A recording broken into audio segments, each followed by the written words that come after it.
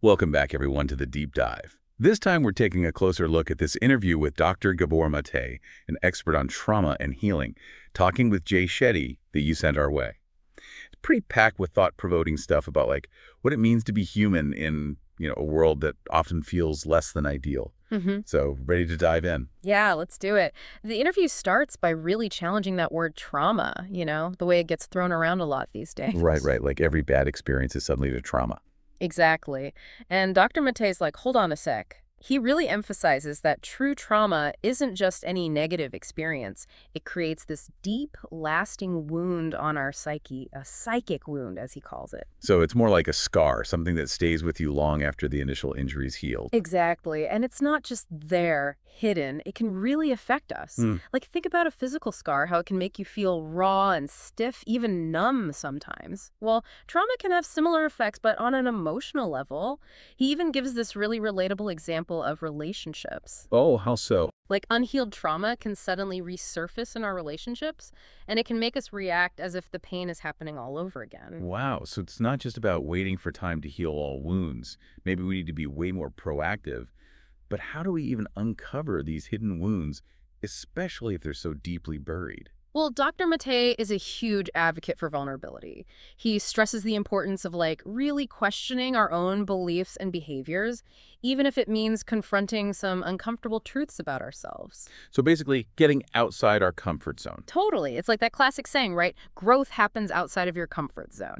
And he uses this really cool analogy of a crab. Okay, I'm intrigued. Tell me about this crab. So for a crab to grow, it has to molt, shed its hard outer shell. And during that process, it's super vulnerable. But that vulnerability is absolutely essential for its growth. It made me think, what if we viewed our own vulnerability as this necessary step in our journey of healing? That's a really powerful image. It reminds me of a part of the interview where Jay Shetty talks about his own experience with this, right? He realized that his pattern of over-loving, sometimes even guilt-tripping people, it actually stems from his own childhood experience. Exactly. It just shows how much those patterns can operate beneath the surface and how if we're not aware of them, they can really keep influencing our actions and relationships without us even realizing it. So we're walking around with this hidden script running in the background. And, Dr. Mate goes into all this in even more detail in his book, The Myth of Normal. He talks about the challenges of raising children in today's world. What does he see as some of the biggest hurdles there?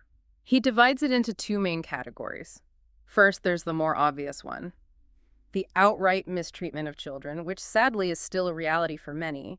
But then there's the subtler category, the ways we fail to meet children's basic needs, even when we have good intentions. So it's not just about abuse or neglect, but also what's missing from a child's environment. Yeah, exactly. He highlights four really crucial needs that we need to be paying attention to. So first, he emphasizes the importance of unconditional love from multiple adults, not just parents. Back in the day, humans evolved in tribes where kids were surrounded by this supportive community. Which is so different from the isolated nuclear families we see today. Right. And that isolation makes it way harder to meet these needs. The second need is the feeling of being accepted by parents without having to earn that love.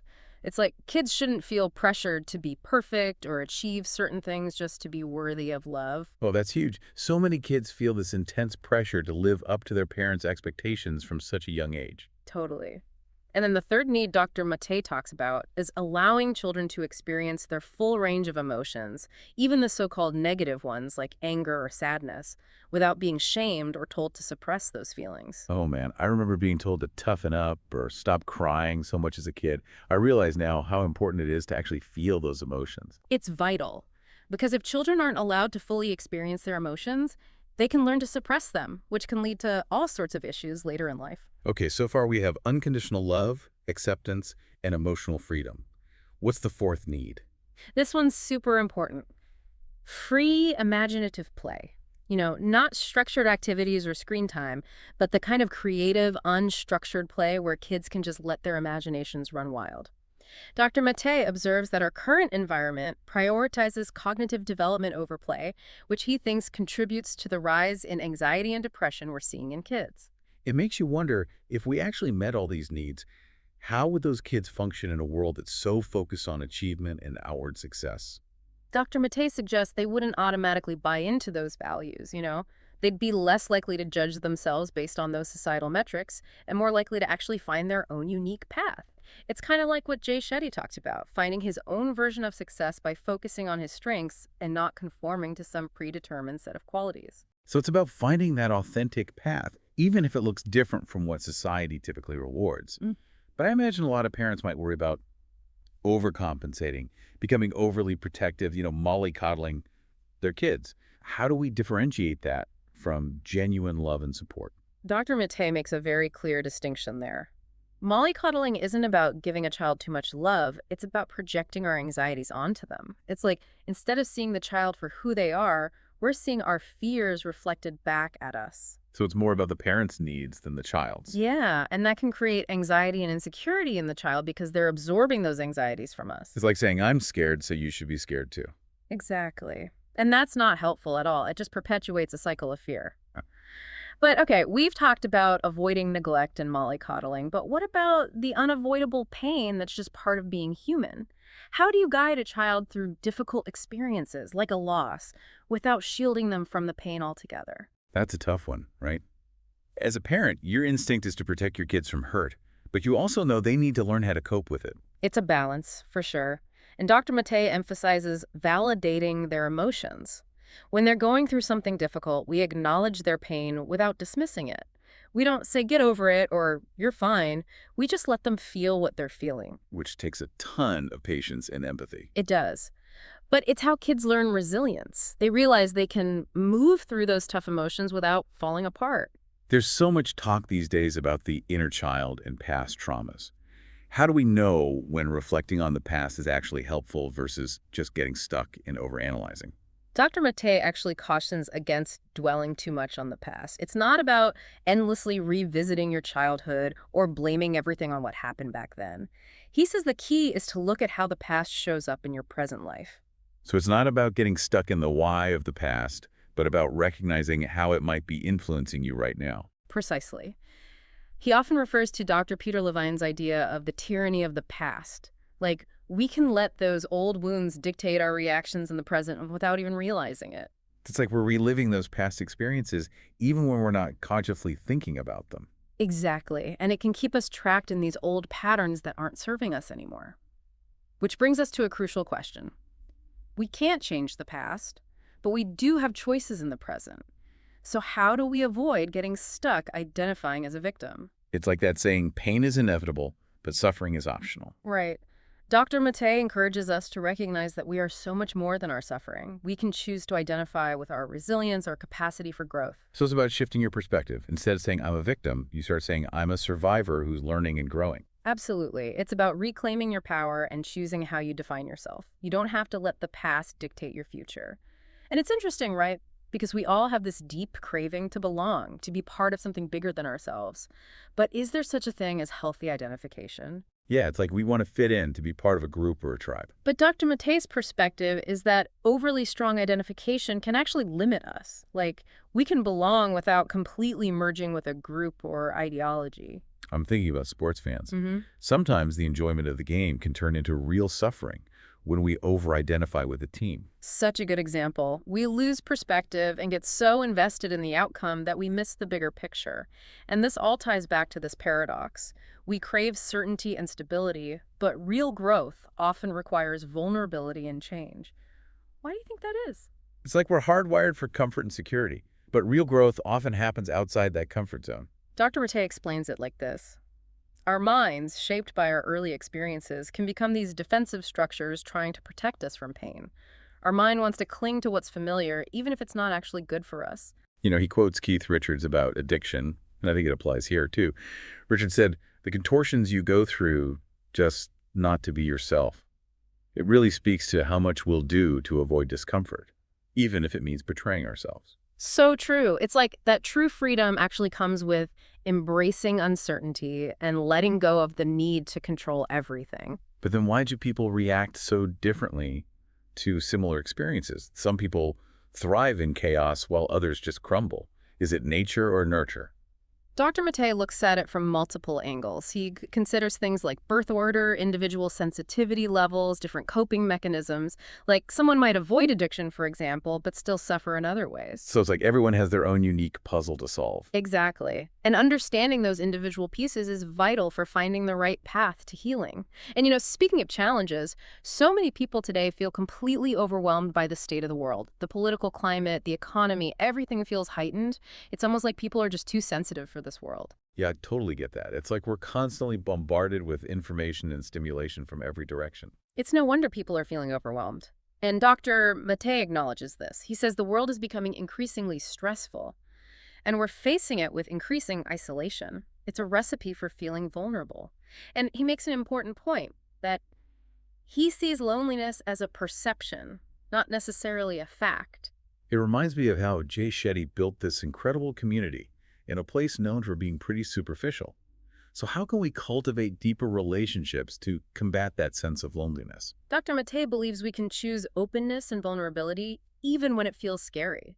It's about letting down our defenses to genuinely connect with others. It's challenging those societal values that lead to loneliness. It does take courage to put yourself out there, especially when it feels safer to just stay guarded. It does. And you know what else?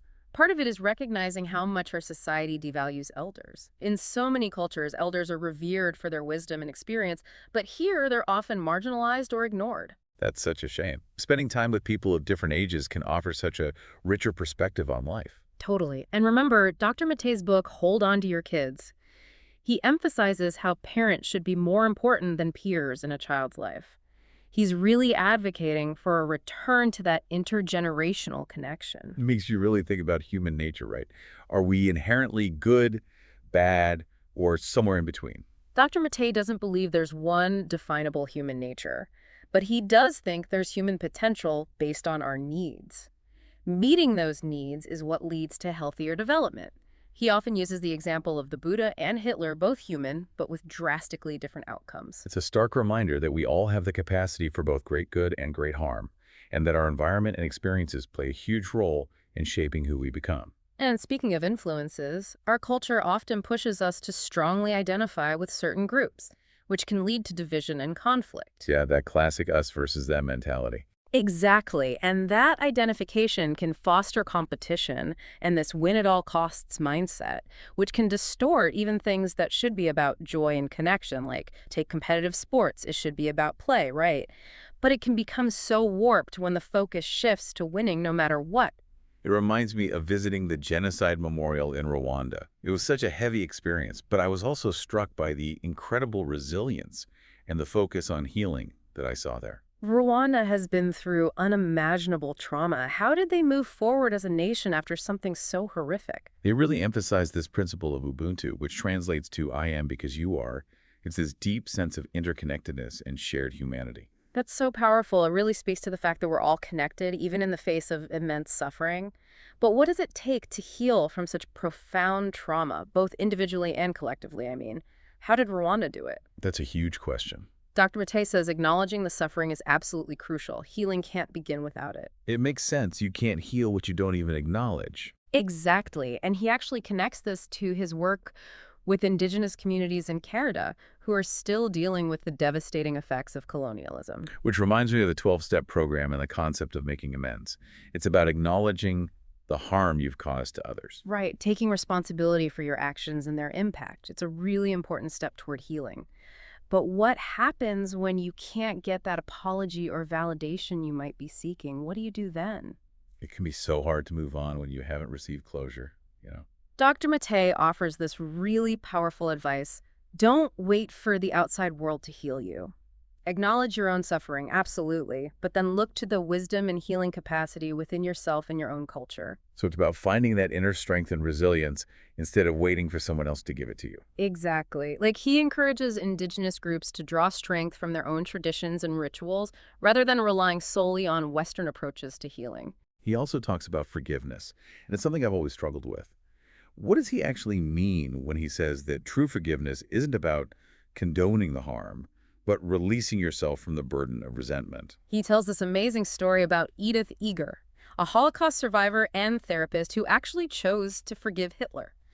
not to excuse his actions, but to free herself from carrying around all that anger and bitterness. That's such a powerful example. It's not about saying what happened was okay, but about choosing to let go of the pain that's keeping you trapped. It's about making a conscious choice to heal, even when you can't change the past. Now, let's talk about spirituality and healing. The word spirituality can mean different things to different people. So how does Dr. Mattei approach it? For him, true spirituality is about connecting with something larger than yourself, something beyond the limits of the ego. And he emphasizes that a lot of spiritual traditions have become commercialized and kind of lost their essence. So they've become more about ritual and less about a genuine connection. Yeah, he makes that distinction. He talks about this profound experience he had during a Hawaiian ceremony where he felt this deep connection to nature, this grounding and interconnectedness. I actually had a similar experience when I was spending time with a group of indigenous people. Their connection to nature was so real and powerful. It was like they were a part of the earth, not separate from it. That's the essence of true spirituality, that feeling of unity and belonging. Now, does Dr. Nate ever delve into concepts like reincarnation or past lives, considering he talks about us not being blank slates when we're born? He acknowledges those beliefs but doesn't personally subscribe to them, at least not yet. His focus is on understanding the tangible impact of trauma and healing in this lifetime. So he's grounded in the present, in what we can experience and influence in this life. Yeah. Wow, this has already been such an insightful deep dive. We've covered so much, from the nature of trauma to the power of vulnerability and connection, to the challenges of modern society and the potential for healing. What's standing out most for you from this conversation so far? I think the idea that healing is possible, even in the face of incredible adversity, is what really sticks with me. It just feels so hopeful. Me too. And it's a powerful reminder that we're not alone in this journey. We have the power to heal ourselves, support each other, and create a world where everyone feels seen and loved. It's a beautiful vision. I'm so curious to hear what's resonating with you, our listener. What insights have you gained from this deep dive so far? What feels important to explore further? Let us know on social media. We'd love to continue this conversation there. We'll be back soon with more of this deep dive into this topic that's so important. Until then, take care of yourselves and each other. You know, it's interesting how all this ties back to Dr. Mattei's point about authenticity. Oh yeah, how it's so important to be true to yourself. Exactly. It seems like authenticity plays such a key role in healing, both individually and collectively, like acknowledging our suffering, connecting with our true selves, and letting go of the need to identify with external groups or ideologies. It's like all of that creates space for real healing to happen. It's almost like shedding layers of conditioning and armor Mm-hmm. that keep us separate from ourselves and from each other. Exactly. It's about becoming more vulnerable, more open to connection. You know, it makes me think about the role of ritual and ceremony in healing. We talked about indigenous traditions, but there are so many others, like religious ceremonies, community gatherings, even personal rituals. That's such a good point. Rituals can create this powerful container for healing, a safe space to process emotions and connect with something bigger than ourselves. And they can help us embody those new ways of being that we've maybe discovered through therapy or self-reflection. It's like a bridge between the inner work and the outer world. I love that, a bridge. It's like creating a feedback loop between our inner and outer worlds, allowing that healing to ripple outward. It makes me wonder, Dr. Mattei talks about how our culture prioritizes cognitive development over play, especially in childhood. Do you think that has implications for adults too? Like, do we need to reclaim play in our lives? Absolutely. Play is so essential for creativity, joy, connection. It helps us tap into our spontaneity, let go of control, just be present in the moment. It's like giving ourselves permission to be silly, to experiment, to explore things without judgment. Do you ever feel like you've lost touch with that sense of playfulness as an adult? I think a lot of us do, to be honest. We get so caught up in responsibilities and routines and to-do lists that we forget to make space for joy and play. So how do we reclaim that? What does play look like for adults? It's different for everyone. It could be trying new things, spending time in nature, connecting with friends and loved ones in a lighthearted way, or even just engaging in those activities that bring us pure joy. So it's about finding those little ways to bring more lightness and spontaneity into our lives, even if it's just for a few minutes each day. Yes, exactly. And it's about giving ourselves permission to just be playful, to not take ourselves too seriously all the time. I love that. Life doesn't have to be so serious all the time. We can choose to bring in more joy and playfulness. Absolutely. And I think when we do that, when we create space for play, we also create space for healing, growth, and deeper connection with ourselves and others. You know, it reminds me of Ubuntu. Again, that idea of I am because you are. When we play, when we laugh, when we connect with each other in a lighthearted way, it's like we're tapping into that sense of interconnectedness. It's like remembering we're not alone in this journey. We're all in it together. Now, Dr. Matei talks a lot about acknowledging our suffering without getting stuck in it. How do you find that balance? It's a tricky balance for sure. We need to honor our pain, allow ourselves to feel it fully, but at the same time, remember that we are not defined by our pain. We are so much more than that. So it's about holding space for both the pain and the potential for healing. Exactly. And remembering that healing is a process, not a destination. There will be ups and downs, moments of deep despair, and moments of profound joy. It's like that spiral we talked about, not a straight line. Right. We might revisit those old wounds, but each time we do, we can hopefully approach them with more wisdom and compassion. And eventually, the past's grip loosens a bit, and we become freer to live in the present moment. Exactly. And that brings us to forgiveness. Dr. Matei really emphasizes forgiveness, but it can be such a challenging concept for people. Oh, it can be so incredibly difficult, especially when we've been deeply hurt by someone. It is. But as Dr. Matei points out, true forgiveness isn't about condoning the harm. It's about releasing yourself from the burden of resentment. Like that powerful story he shared about Edith Eger forgiving Hitler. It's a powerful reminder that forgiveness is ultimately an act of self-compassion, choosing to heal yourself even when you can't change what happened. It doesn't mean forgetting or minimizing the harm, but it does mean choosing to let go of the anger and bitterness that can keep you stuck in the past. And it frees you to move forward and create a new future.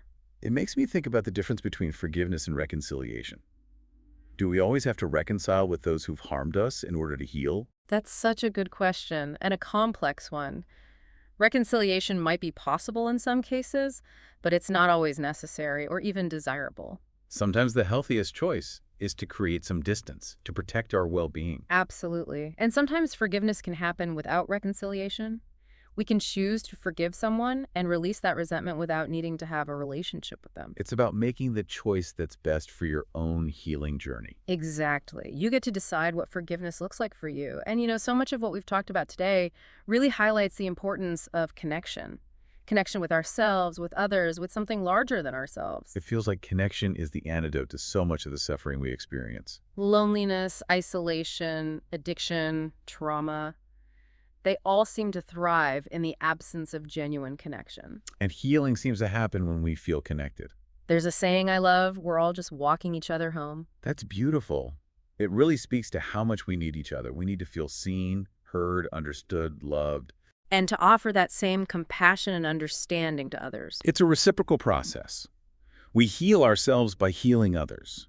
We connect with ourselves by connecting with others. It creates this amazing cycle of healing and transformation. Makes you wonder, what would the world look like if we truly prioritize connection above all else? If we saw each other as reflections of ourselves, as part of this larger web of life. If we acknowledged each other's suffering and celebrated each other's triumphs. It's a beautiful vision. And it starts with each of us. It starts with the choices we make each day. Choosing connection over isolation, compassion over judgment, love over fear. This has been such a rich and thought-provoking conversation. We've just barely scratched the surface of this topic. There's always more to explore. But I think we've uncovered some important truths about trauma, healing, and the power of connection.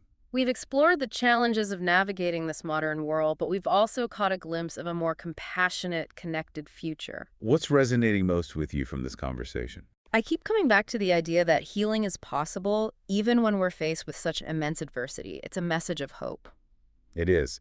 And a reminder that we're not alone in this. We have the power to heal ourselves, support each other, create a world where everyone feels seen, heard, and loved. I love that. I'd love to hear what's resonating with you, our listener. What insights have you gained from this deep dive so far?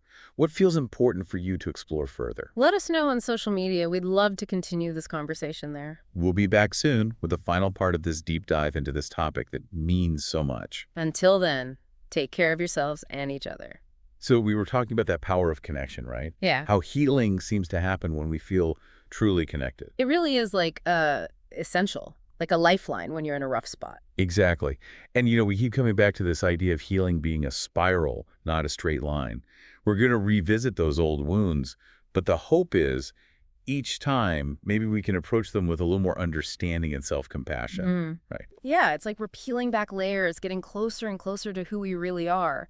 And what's amazing is that as we heal, the impact doesn't stop with us. It ripples outward. Totally. It affects our relationships, our families, our communities. It's like individual healing can actually spark a much bigger transformation. Right. Reminds us how connected we all are, and that our actions, they have an impact far beyond what we might even realize. It all comes back to Ubuntu, doesn't it? When we heal ourselves, we're also playing a part in healing the world around us. Powerful stuff, and maybe a good place to start wrapping up this deep dive. Yeah, we've covered so much ground, haven't we? The nature of trauma, the importance of vulnerability, connection, forgiveness. We've explored the challenges of just, like, living in this modern world, but we've also caught a glimpse of what a more compassionate and connected future could look like. If there's one thing you take away from all of this, let it be this. Healing is possible, and that wisdom you need. It's often closer than you think. It might be in your own culture, your traditions, even within yourself. So keep exploring, keep connecting, and keep healing. We'll be back soon with another deep dive to a topic that matters. But until then, take care of yourselves and each other.